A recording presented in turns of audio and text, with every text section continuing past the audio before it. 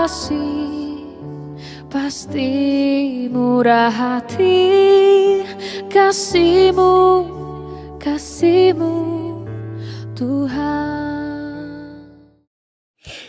Selamat pagi, salam sejahtera, shalom.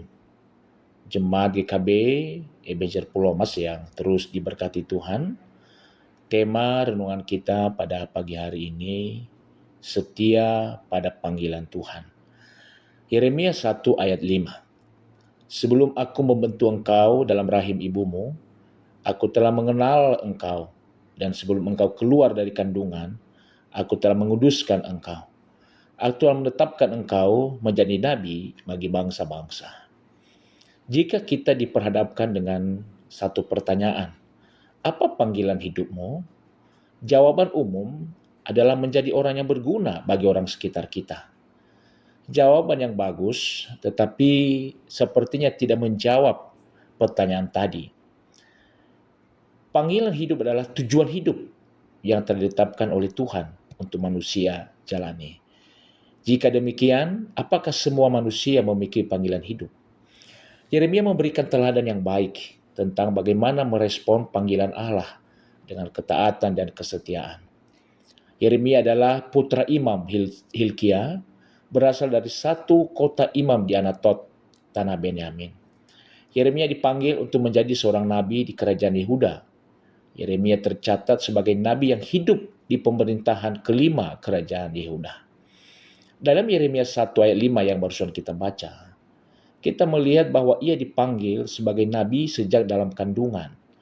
Artinya sebelum lahir di bumi Tuhan sudah memilih dan menetapkan Yeremia sebagai nabi.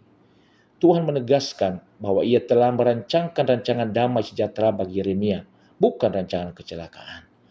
Rancangan damai sejahtera adalah rancangan khusus bagi keturunan orang percaya.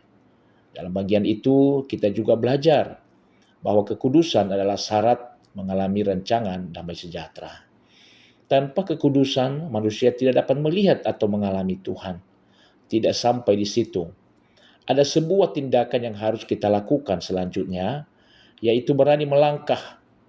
Berani melangkah dengan iman adalah syarat untuk melihat karya Tuhan. Dalam Yeremia 1 ayat 6-8, Yeremia menunjukkan keraguan dengan mengatakan bahwa ia tidak pandai bicara sebab ia masih muda. Tetapi perhatikan bagaimana Tuhan menjawabnya. Sesungguhnya aku menaruh perkataan-perkataanku ke dalam mulutmu. Yeremia tidak butuh kepandaian bicara, karena Allah sendirilah yang akan menaruh perkataan-perkataannya pada mulutnya. Sesungguhnya Tuhan tahu ketakutan-ketakutan kita saat mengerjakan panggilan, dan Dia juga menyediakan jalan keluar ketika kita menghadapi ketakutan. Lantas, bagaimana dengan kita? Di mana posisi kita saat ini? Mungkin dalam fase meragukan panggilan Allah, atau mungkin sudah mendapatkan panggilan Allah, namun masih takut untuk melangkah.